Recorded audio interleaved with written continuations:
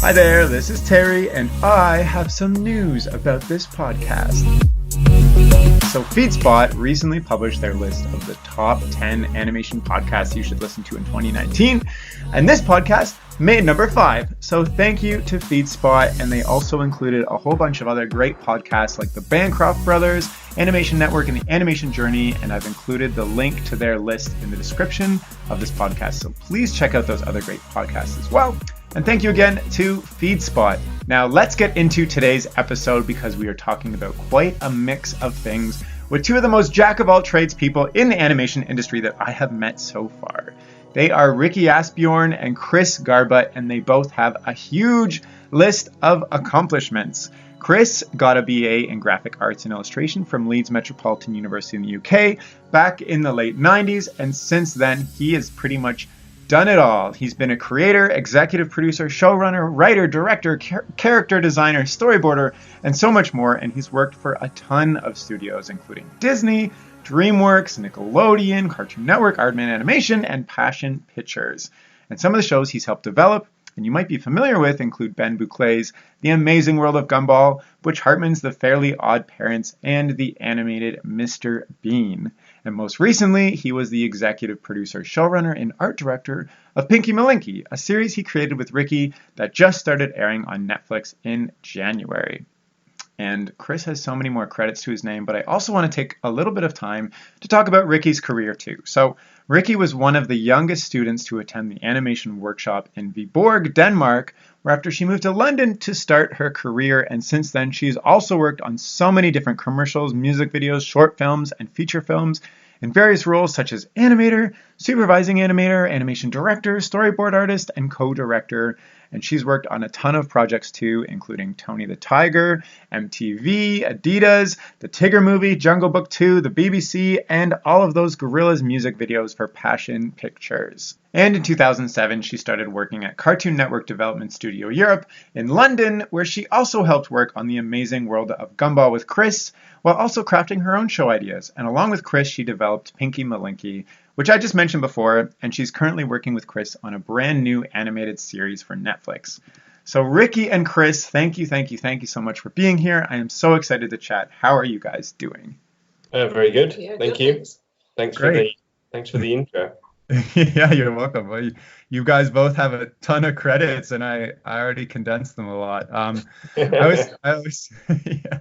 always kind of kick these things off the same, and that's kind of what got you interested in animation in the first place. And I haven't interviewed two people at once before, so I'm not sure exactly how this is going to go, but maybe you guys can just kind of jump in when you feel is right and whatnot. But maybe, Rikke, let's start with you. How did you get interested in animation when you were growing up in Denmark?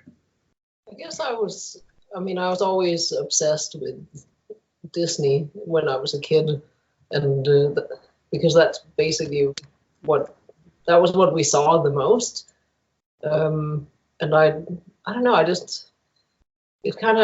I was really big. I was a huge comic book fan as well, like all kinds of different, especially Donald Duck when I was a kid. And I never really realized that it could be like a career, but then, I found out eventually that you could actually maybe earn a living doing that, or at least try to. So. Yeah, were there's like a specific Disney film you remember seeing, and was it translated into, was it English or subtitled or? We had both versions actually often, but we did have them in Danish as well. And I'm trying to think which one would be a real standout one. Probably the one I remember the clearest is Fox and the Hound. I was quite young when I saw that, but that was definitely a good starting point. Yeah, and Chris, how about you? What got you interested I'm assuming as a kid you got interested? Yeah. I mean, similar to Rikke, I grew up like with a real love of comics. Especially, there's a British comic called The Beano, which I was obsessed with and still kind of love to this day as well. And that kind of kick-started me into drawing. Like, me and my brother used to draw our own comics and do that kind of thing. And I don't know, all through my childhood, as well as comics, I also loved all the kind of Saturday morning cartoons. And during the summer holidays, we'd have like nearly every morning there'd be kind of just a big plethora of different cartoons, like there'd be Pink Panther or He-Man or just kind of random stuff, Warner Brothers cartoons. And I just kind of loved all of that kind of stuff, just consumed it, and am now regurgitating it to try and make a career out of it. But yeah, just anything. And I guess like the short Warner Brothers cartoon, that was a big thing as well Yeah. when I was a kid, because I think it was every week they used to show just 3 of them on a Friday or something like that. It wasn't very often, but they really made an impression. Yeah, Like- we'd have some like similar Looney things. There'd be similar things Mary as well. or something? Sorry? Like, it was a Looney Tunes? Yeah. Yeah. Yeah. Yeah. Yeah, in England as well, you used to have like a compilation of like Looney Tunes, Tom and Jerry, Tex Avery, all that kind of stuff, which again is just kind of mind blowing as a kid and really inspirational. Yeah. So how did you, I mean, you both went to school, but how did you kind of make that decision to go to school in the first place when you didn't, like Rikke, you said you didn't realize this was a career choice really. So how did you get the confidence or the knowledge or whatnot to say, hey, I'm actually going to do this and go to school and all that? It's funny because it's my stepmom, when I was probably 11 or 12 years old, showed me an article about a Danish girl who went to work for Disney painting backgrounds. And that's when it kind of dawned on me that, oh, you can actually do this as a real job. So after that, I was pretty focused on, I need to figure out how I can try and get to the right school so I can, what if I could work for a company like that someday? So that's where it started for me. Yeah. And Chris, how about you? Yeah, I kind of quickly realized that I couldn't do anything else. So, but because when I was growing up, I wanted to either draw comics or play football as a professional, and I was nowhere near good enough to be a footballer. So I kind of focused on wanting to draw comics. And I guess through like school into university, I branched out into kind of learning a bit more about animation and like the illustration world and all of that kind of thing, and kind of figured that although I still to this day really love comics, it's not necessarily an industry that's very easy to make a living out of. So to be able to kind of expand into illustration, into animation, seemed like the right thing to do.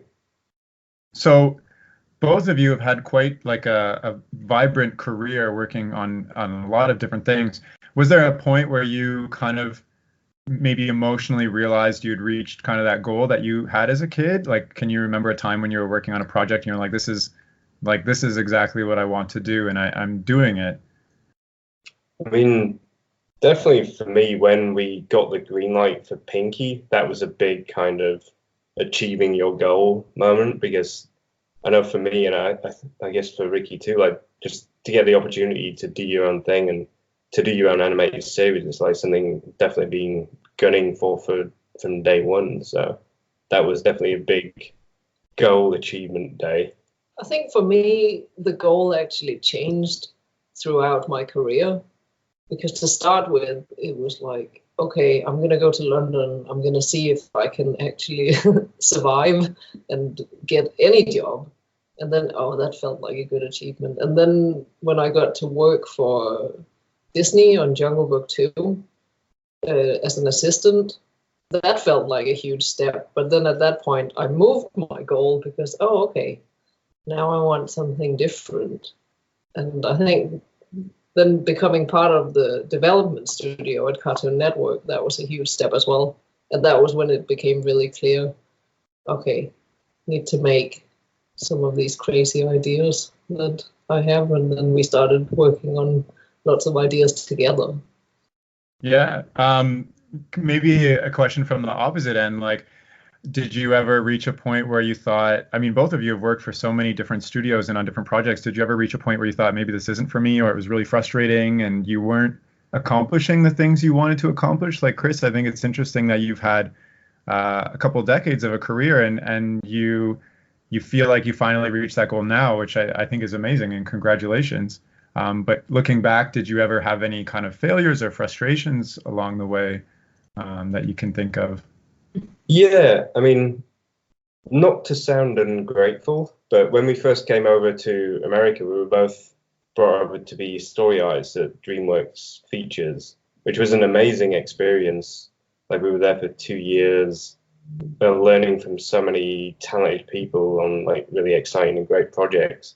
But for me personally, it came a point where I don't know, I didn't really get into the industry to just be doing storyboarding. That sounds really bad, but you know what I mean? Yeah, because you have so many things that you would like to. Yeah. You have so many ideas that it almost feels like it's not fulfilling until you get to get them out of your system. Exactly. So there just came a point where it's like really need to get cracking with our ideas again. Because we've been doing that in London, developing our own stuff, pitching our own stuff. Like Pinky almost happened over there. And then being over here, it's like, all right, we need to get that moving again over here. And I guess that from being in that job in Dreamworks, we started to reach out to different studios over here and gradually got involved with Nickelodeon, which is obviously where Pinky got picked up and produced. Huh. I mean, yeah. I kind of, can you kind of give the Cole's notes of maybe the highlights of both your careers? Because I know I gave kind of already a Cole's notes version in the intro, but maybe like what are the successes that you personally feel over the career you've had? Like maybe first, how did you get your first job? All this stuff. Well, my first job was at a small studio called Espresso in London, working on, I think the very first thing I worked on was a Cocoa Pops commercial, which obviously when it's your first job, it just feels huge because you feel like, oh, I've dreamt about this my whole life, and now I'm actually, someone is paying me real money to sit and work on this, and it just felt so exciting. And also someone trusted you enough to let you be part of it. So that was very exciting. And another big memorable thing for me was working on the Gorillas videos, which was crazy. Yeah. Very hard, but so worth it because I think they turned out so well. And it was such an exciting thing to be part of. What was your role in the Gorillas? Were you doing the line art or the cleanup or the coloring or a little bit of everything? No, I was an animator on the second album.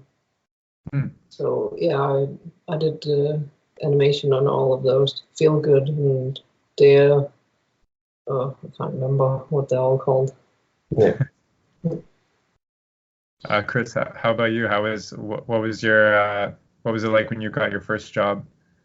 Yeah, the first job that I landed that allowed me to stay in London, because like me and a friend of mine had been traveling from the north of England down to London a few times to try and get into the industry. And the first job that we both got together that allowed us to kind of actually stay in London, afford to rent a house, all that kind of stuff. We were art directing the second season of Stressed Eric, like a show that originally was done by Klasky in LA, but they decided to do the second season in London. So that was pretty exciting to actually, we'd gone from earning £40 a week on unemployment benefit to like suddenly it was around £750 a week. So we were pretty excited about that, and we spent a lot of money on wine and pizza and got really fat and then realized that we need to be a bit smarter with our money. But that was really fun. But that whole experience of trying to get into the industry to begin with was kind of interesting.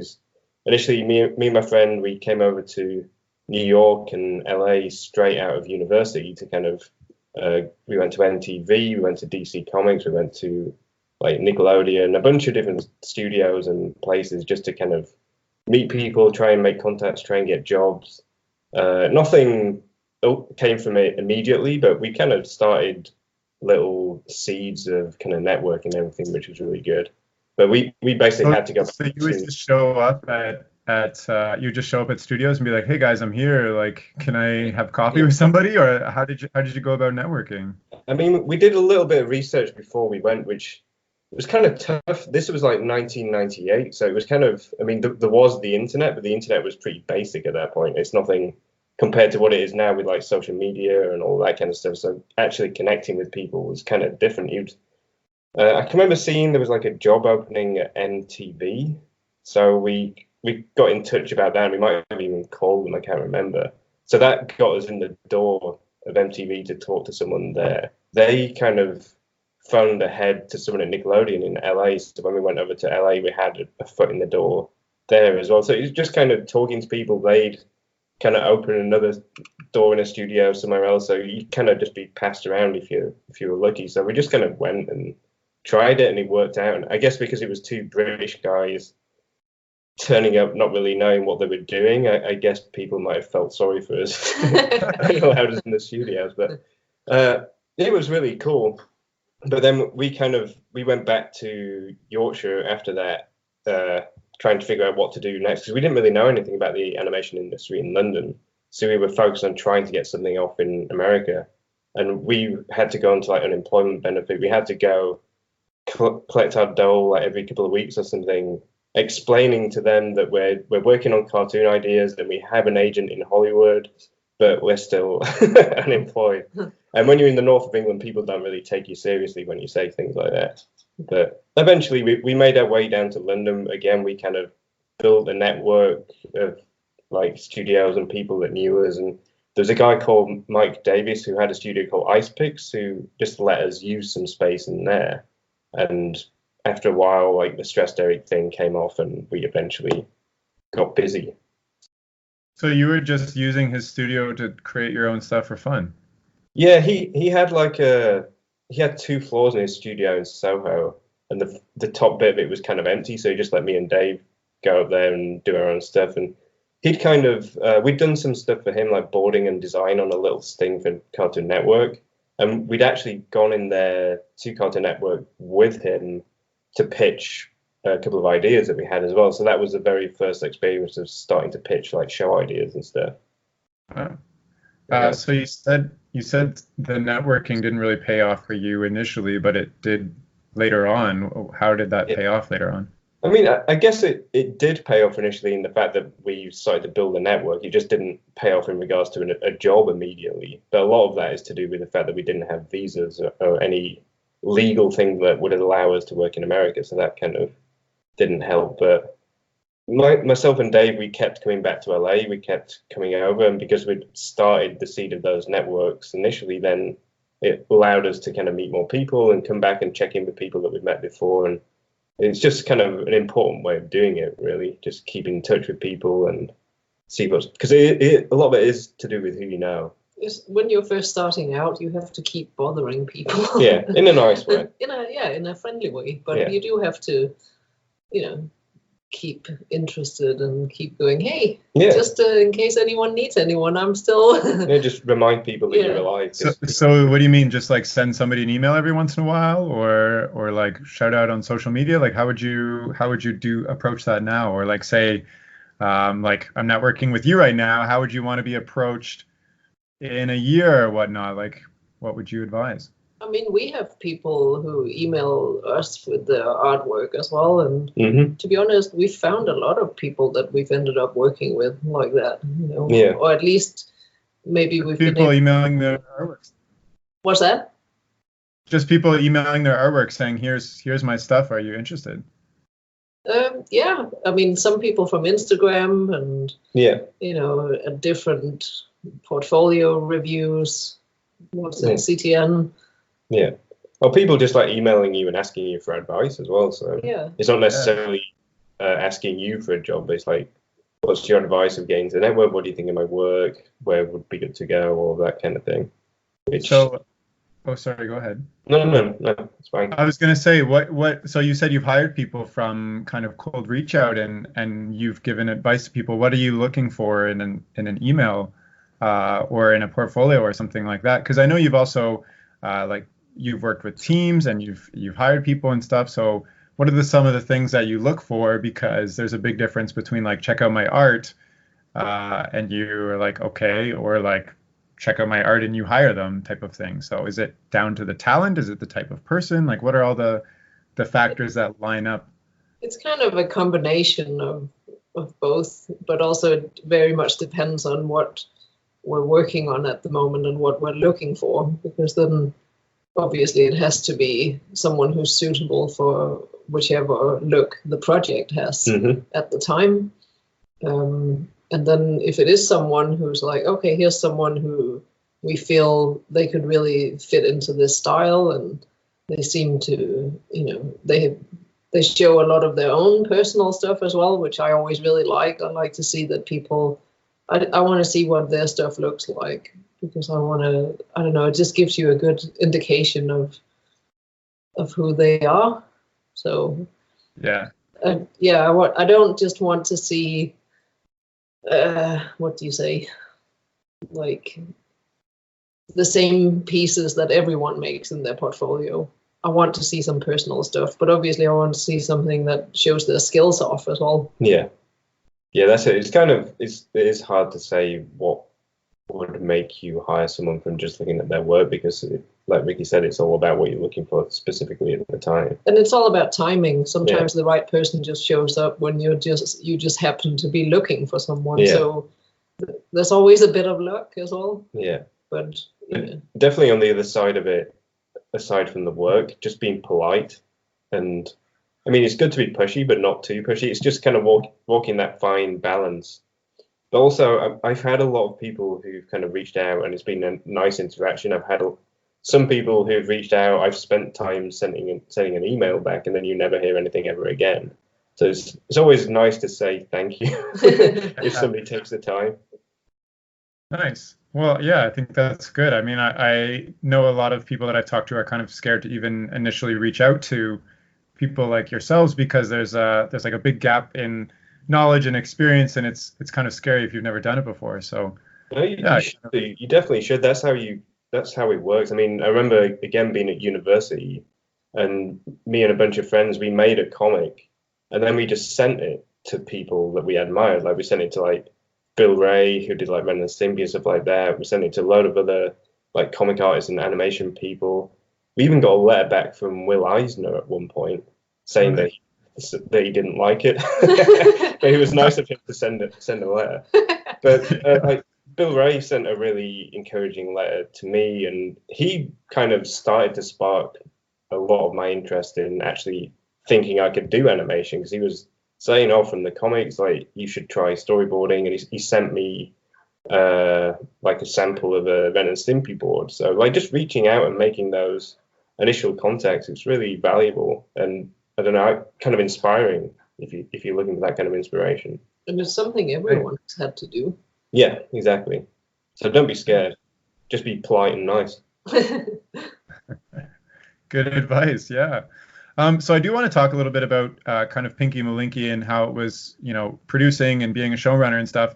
And maybe, so you both had quite a lot of different roles in animation: character designer, animator, etc. Can you kind of go through what kind of skills led to becoming a showrunner, and what kind of the day-to-day of an actual showrunner looks like? Because from the outside perspective, shows just get made kind of by magic, and the people who create them are like amazing, and you have no idea how they do them. They just get made. And so can you kind of explain the process? I know I'm asking a lot at once, but maybe explain what a showrunner does, and then what roles that you had previously that really helped you really maybe hone your skills or find the confidence to finally do this. That's a big question. I think it's magic. Yeah, it's all magic. I mean, all of the jobs that you had previously is helpful when you get into show running, because the more you know, the better. Yeah, definitely. I think we were pretty lucky that we got to do the show when we did. And I mean, like I said before, I started pitching shows almost immediately that when I went down to London, like a year or so out of university. If I'd have had a show picked up then, I'd have been a mess, because I didn't know what the hell I was doing. So the fact that we've had all these years of experience working on other shows, learning from other people, learning all the different, like from writing to designing to storyboarding, all the different kind of departments and all the different skills you need to make a show, to actually have hands-on experience doing that, I think served us. Yeah, because basically you're involved in everything. Yeah. and yeah, it's some pretty full days because you're in the writing and the storyboarding and the animatics. You see everything at all the different stages, and then you focused on the character, on the design, the art direction. Yeah. And I did the voice directing. Yeah. And yeah, we split up a little bit because it gets very full. But we were involved in every single aspect. Yeah. But that's because we wanted to be. Yeah. And that's the thing, like being a showrunner, I think it's a different experience for different people, like depending on their skill set. Like some people do have a good scope of everything and want to be involved in every single aspect. Some just have a narrower skill set and just might want to be focused on one part and have someone else kind of help lead on some of the other areas. So it really depends on who's doing it. But I think because of our past experience and what we enjoy doing, and because we're both control freaks, we just wanted to stick our oars in everything. But also we complement each other because I come from animation and you come more from design. Mm-hmm. So we we basically cover everything. I mean, that's not saying we did everything because we had an amazing team, obviously. Oh, yeah. But yeah, we were certainly involved in every stage. Yeah. So it sounds like you're constantly going from one department to the next on a day-to-day basis. Like is most of your day taken up by meetings or like planning sessions or kind of guiding the artists? Like what does it look like? When you're in full production, I mean, it was meetings 10 to 6. Yeah, our weeks were totally blocked out with meetings when it was full on, because you'd have episodes in almost every single stage they could be at. So you'd have some that were just coming into like premise form, all the way to some that were being delivered back in animation, and all the kind of stages in between, really. Yeah. So there's always how many overlapping? A lot. Yeah. There's a lot of episodes overlapping. Yeah, at different stages. So we were totally booked out doing many different things, but that's kind of what was exciting. It was fun. So another thing I have a question about is there are two of you, and you're both showrunners on the same show. So when you were developing the show, did you kind of figure out everything you wanted ahead of time so that you could kind of split up with your complementary skills and go forth? Or are you still kind of learning what the show, what makes the show, Pinky Malinky, as you go along? And how do you decide when you have conflicts or whatnot about things? We've thankfully we agree a lot. Yeah, I think we have two control freaks that agree a lot. Yeah. But I mean, we've been developing this show for many years before it finally got picked up at Nickelodeon, so we kind of knew a lot about what we wanted the show to be and also what we didn't want it to be. And even just at Nick, we had like a good year to kind of really sit with it and work with it and get it as good as we possibly could. And we also had Scott Kramer was working with us in development Nickelodeon as well. He was kind of he was executive producer on the show, so it was kind of the three of us that were show running on Pinky. So, and he comes from more of a writing background, so again, to have that kind of aspect in there was really helpful. Yeah, so he was our story editor. Yeah, but also it was a third person, so if me and Ricky did ever argue about something, we had he could split us up. Yeah, exactly, and also be the deciding vote. So that was super helpful. So what did you so before you got the show greenlit, what was actually confirmed on the show? Like, had you written a couple episodes? Were all the characters designed? Like, I know a lot of people talk about the pitch Bible. Like, is that kind of what you went forward with? And if so, like, what was included in the idea of Pinky Malinky? I mean, to be honest, like, from the show getting picked up, like, greenlit and then into production, there's still a lot that evolved in the show, because it kept evolving as well into production, because that's when all these other voices are added, so they make it even more rich. Exactly. So really, it keeps growing and growing, but we had a strong starting point. Yeah, but even just on the design side of it, like all of the character designs evolved from when it was greenlit into production. The environments, backgrounds, all of that.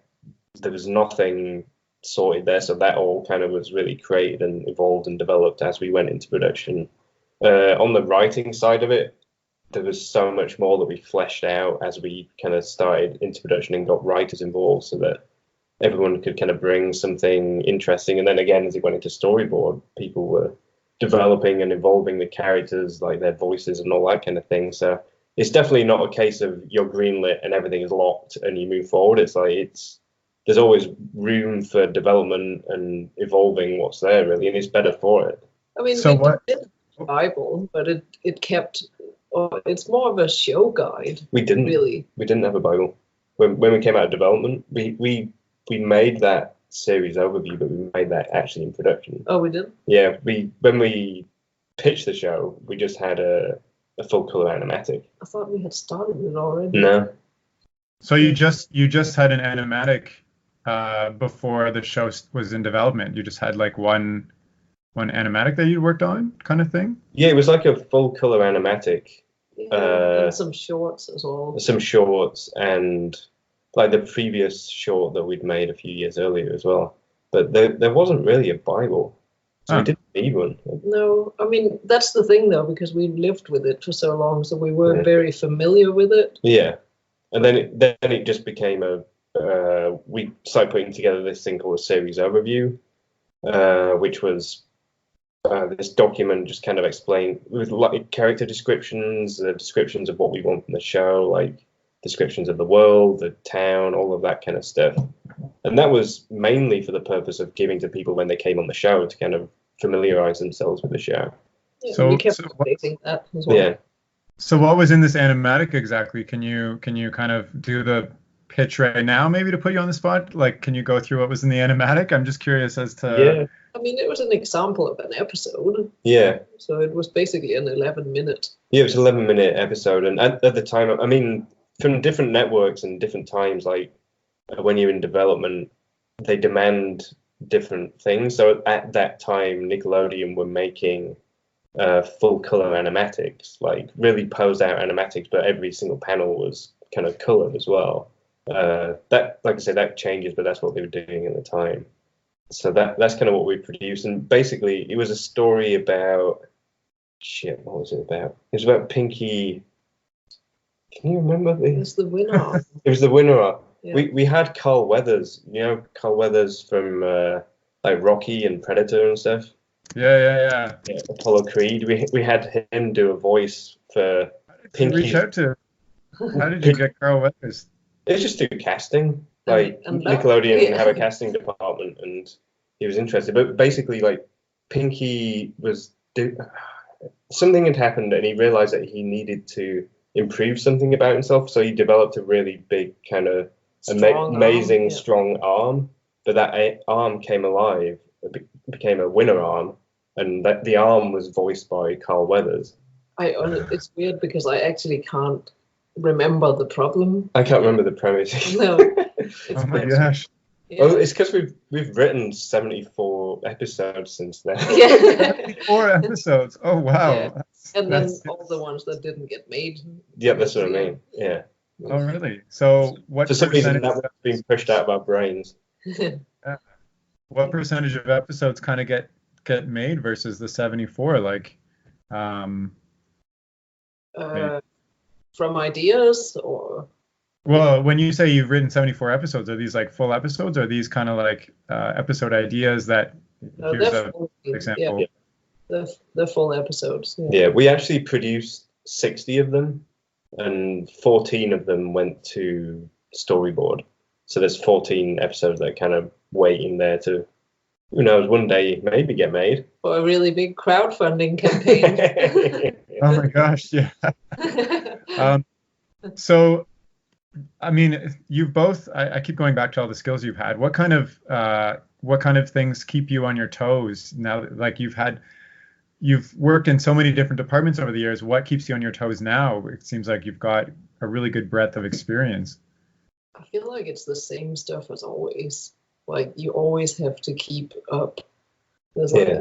and we're always surrounded by a lot of very inspiring people as well that then make you push yourself harder. Yeah, definitely. You don't want to get lazy. Like you see, like Ricky says, the people you work with producing amazing stuff. You see stuff on social media, and it's all very inspiring. And that certainly inspires me to keep doing things and keep pushing. But also, I mean, when it comes to like what we're doing now, we just keep having lots of different ideas. We've had lots of different show ideas, so you are motivated to just keep getting them out there and try and get someone interested so you can make things. And there's always a new problem to solve, basically. Yeah. What would you say, because you've written so many episodes, what would you say you've improved in, or what was the biggest learning curve in writing? Because like maybe going from not writing much to now having finished episodes, like what did you have to learn about the writing process to get better at that? I guess, I mean,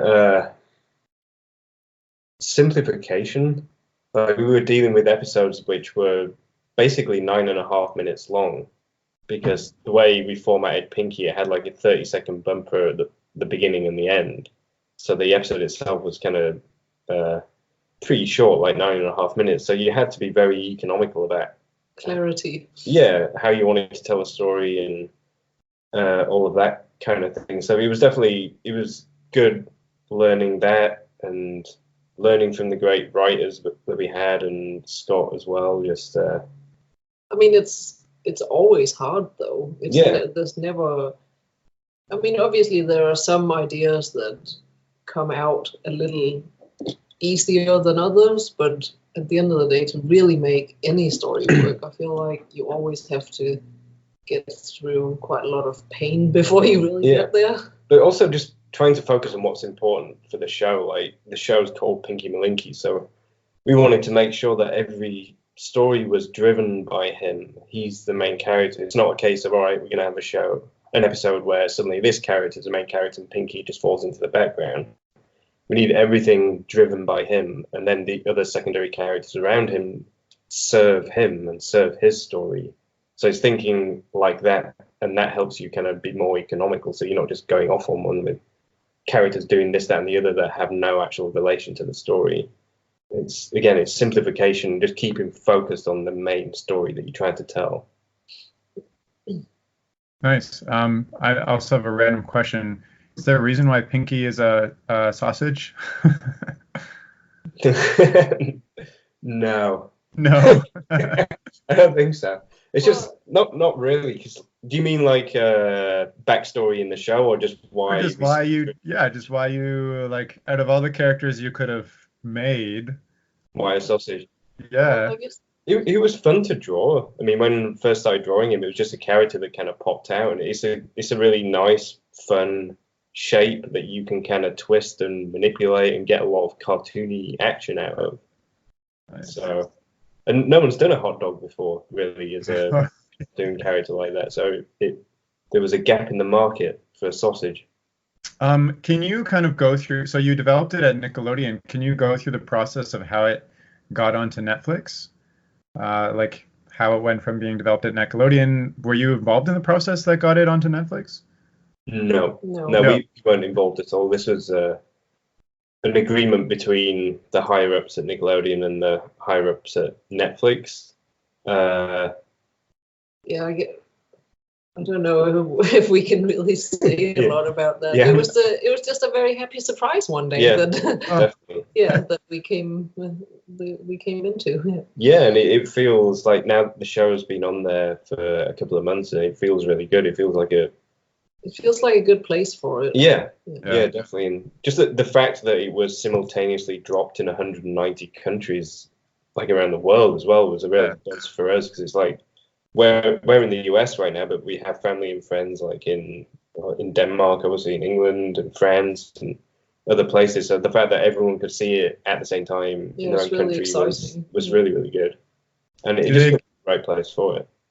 Does Netflix give you stats on how many views and stuff that it's had? Like, do you have any idea on that at all? No. The only thing they've told us is that it's doing really well and they're happy.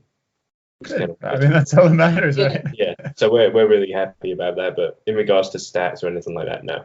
No. Sure. They keep that to themselves. Yeah. So maybe like switching it up a little bit more and talking more about the experience thing. So there's kind of two schools of thought that I've come across in doing this podcast, and one is that you should deep dive and focus really hard on one area like storyboarding or animation or something like that versus being a jack of all trades, kind of like what you guys have done. Do you have any thoughts on that, or stories to share that might be relevant? Like, what are your thoughts overall on specializing versus learning a breadth of skills? I think it's very individual. Yeah. Because if you want to be the best storyboard artist and that's where your heart is, then you should go for it and do that. But if you feel like you want to learn a bit about everything because you want to make your own stuff, then you should go for that. But it's like everyone is a bit different, so I don't think there's a right or wrong, really. Yeah. I mean, it's always beneficial, I think, no matter what job you're doing, to have a broader scope of how a production works, so that even if you are just focused on storyboarding or designing or whatever it is, to know your place in that production and how it affects the things around it. You should have an understanding about how it affects who comes after you, and also what came before. It'll make you better at your job if you understand how that whole system is working. But yeah, like Ricky says, it's completely individual. It's hard to kind of, I wouldn't want to say one way or the other because it depends on the person. Yeah. Right. There should be room for both, I think. Yeah. Well, yeah, I think that's really great. So maybe talking a little bit about social media now. So Chris, you have, I think, over 10,000 followers on Instagram. I don't know if you're active on other platforms. And Ricky, I think you have something. Let me just check here. 34,000. Yeah, she's got more than me. I just broke 10,000 the other day, so that was very exciting. I'm waiting congrats. That's awesome. Below 10,000 again soon. But... Oh. Well, it's because, I draw a lot of cat comics, and there's a lot of people who, like me, really love cats. Well, actually, that's how I actually discovered both of you separately from Instagram and didn't realize that you were both working on the same stuff and all this other stuff. So, but you both kind of have a different take to Instagram. So, like Chris, you post more like work-related stuff, like your storyboards and character designs and stuff. And Ricky, you're just like purely these cute little fluffy cats all the time. So, do you use social media kind of as like an outlet or a promotional device, or like what is your inspiration for posting what you do, and also how has it enabled your career? Well, for me, I think my Instagram probably started out a little bit more a bit of everything, but then it just started focusing more on my little cat comics at some point. And also it was something that I really enjoyed doing in my spare time, because I've always really enjoyed doing comic stuff. But I found this format where I drew, they're all this small, all my comics. And I got a lot more done, and it was really nice for me to just have a place to put more of my personal stuff up. So I just kind of keep it as my little extra cat thing on the side. And I think you're creating a book, or at least offering like original copies or something of the comics. Is that true? Yeah, I've been doing a few little original comics where people can have their own cat. Commissions. Little commissions, which nice. is really fun as well, because it's nice to hear everyone's stories about their cats. And I am hoping to put a book together. But you have so many you could put together an anthology. I think it might have to be a series of books by now. You should get onto that. Chris, how about you? What's your take on the whole social media thing? So I guess I just use it as a platform to put my work out there. Like anything I do, it's not kind of as focused on one thing as Ricky's is, which I don't know if that's why I have less followers. I don't know. But it's not a competition. It is a competition. Oh no. She's winning. But no, it's just, like I say, it's just a platform for me and my work, basically. It's just anything I do, whether it's illustration work or animation work or personal, just doodles or whatever. I just like to get it out through that. Really, it's nothing, no bigger concept than that. Really. Has it impacted your professional life at all, do you think? I don't even know. Yeah, it's hard to say. I mean, I guess there might be some connections that we've made because of our social media presence, but it's hard to track that stuff, really, when you're kind of in the thick of it anyway. Have you made any, like you said, people will send you art by email or whatnot. Have you ever looked on social media for people to hire or that you might be interested in? Oh yeah, definitely. Instagram is a great place. Yeah. So how do you go about doing that? Do you kind of just look through your followers? Do you use hashtags? How do you go about?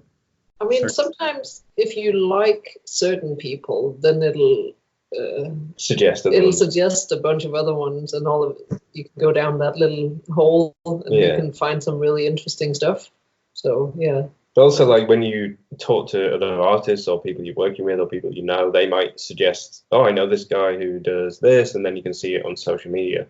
For people to have that presence on Instagram, it's a really good way of getting to see new artists, like through word of mouth, and then you kind of check it out on Instagram. That's the thing, you can instantly look it up and see, oh yeah, this could be something. Yeah. Nice.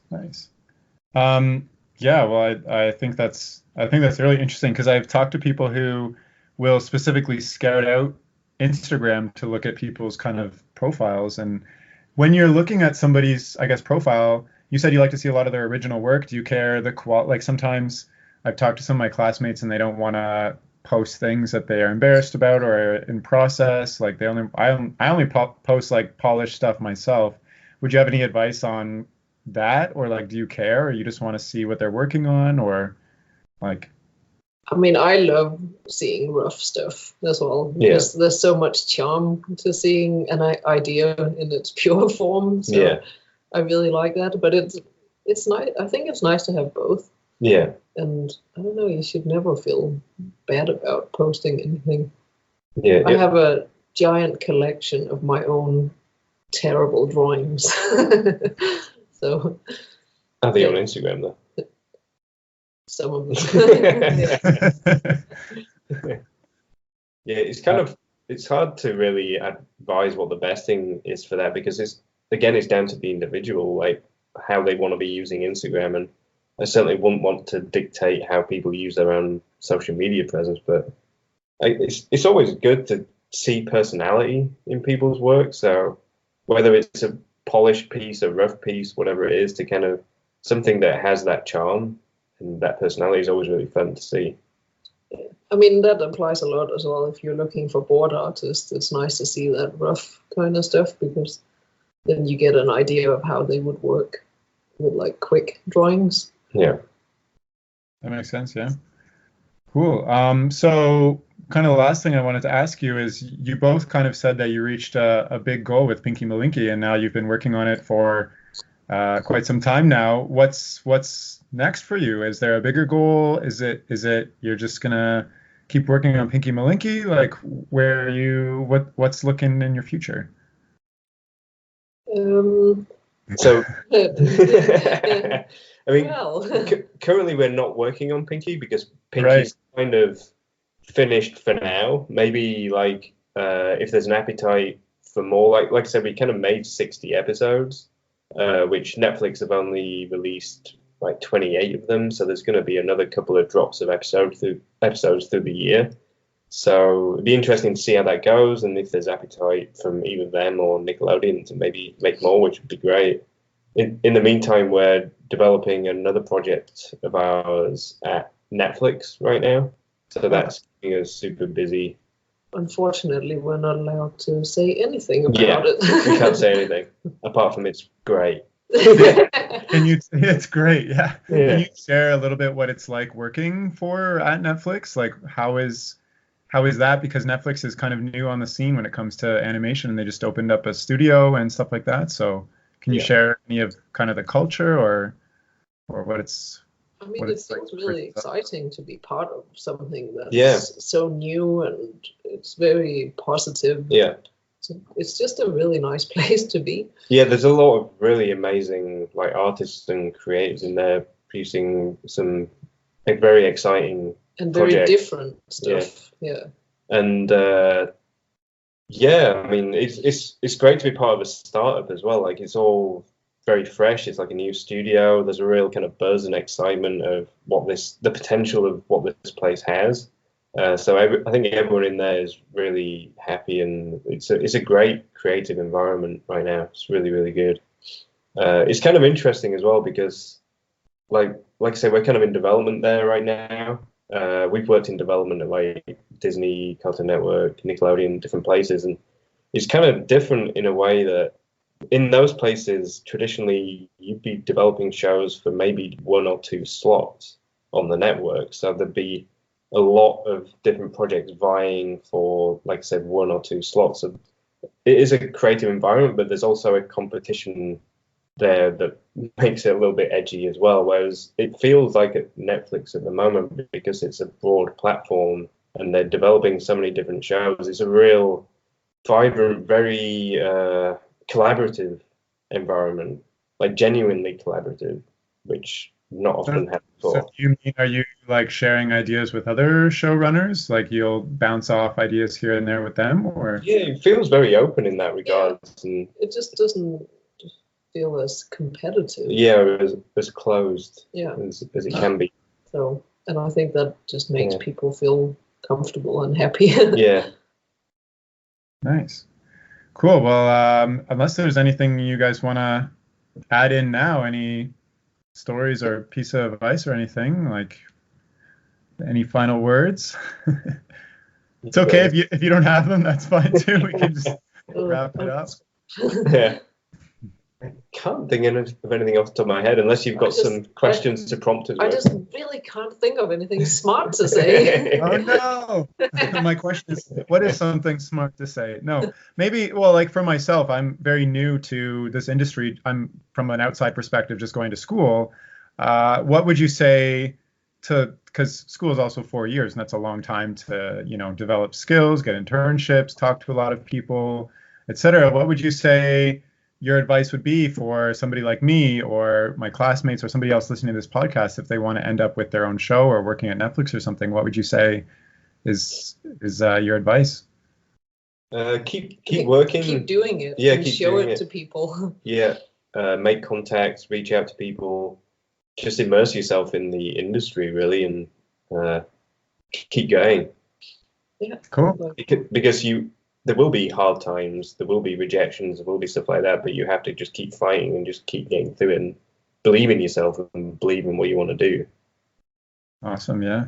So, well, thank you both very, very much for coming on and doing this podcast. I really appreciate you taking your time. I know things are quite hectic for you right now, but I'm very grateful you chatted with me and you shared a lot of great insights and stories, and thank you so much. No problem. Thank you for asking us. It's been really fun. Yeah. Great. Now, just before we go, if you want to reach out to Rikke or Chris, you can do so by following them on their Instagram.